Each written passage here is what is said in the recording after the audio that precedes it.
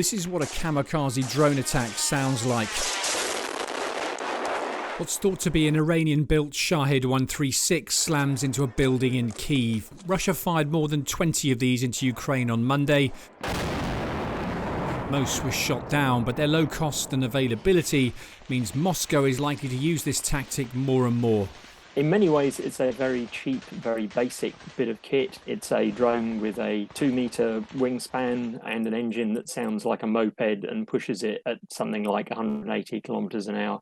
So it's a very low tech, very cheap.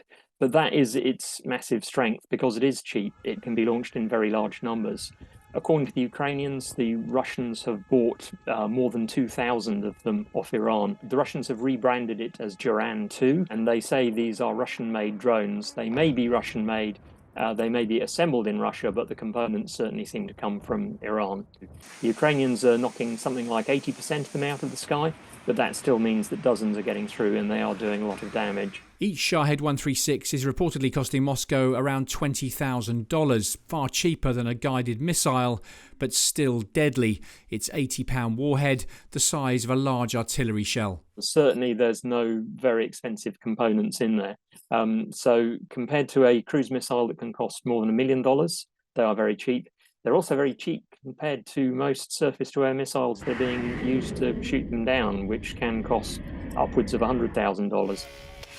Russian forces also use the Orlan-10 for reconnaissance and the Lancet, another kamikaze drone.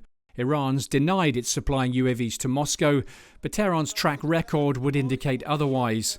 And the US State Department says the Iranians are also training Russian drone pilots. The Iranians have become a drone superpower in terms of using their drones as foreign policy tools.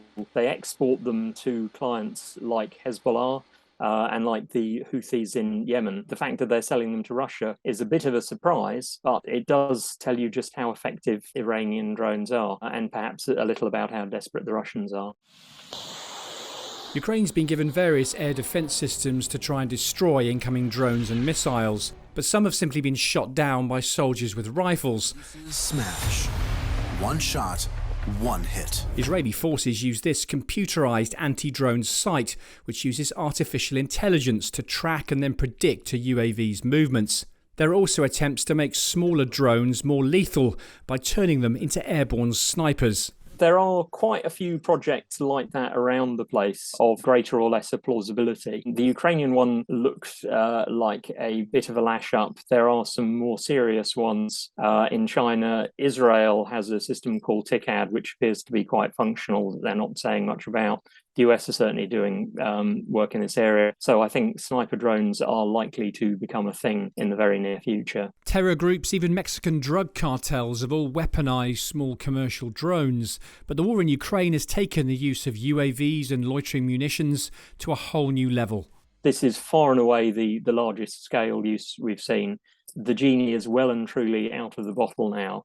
And you do feel that the world is suddenly waking up to the fact that if your military haven't got lots of drones, they're going to be at a massive disadvantage against anyone who does. From small commercial UAVs to big military-grade drones, the skies above Ukraine are filling fast with unmanned aircraft.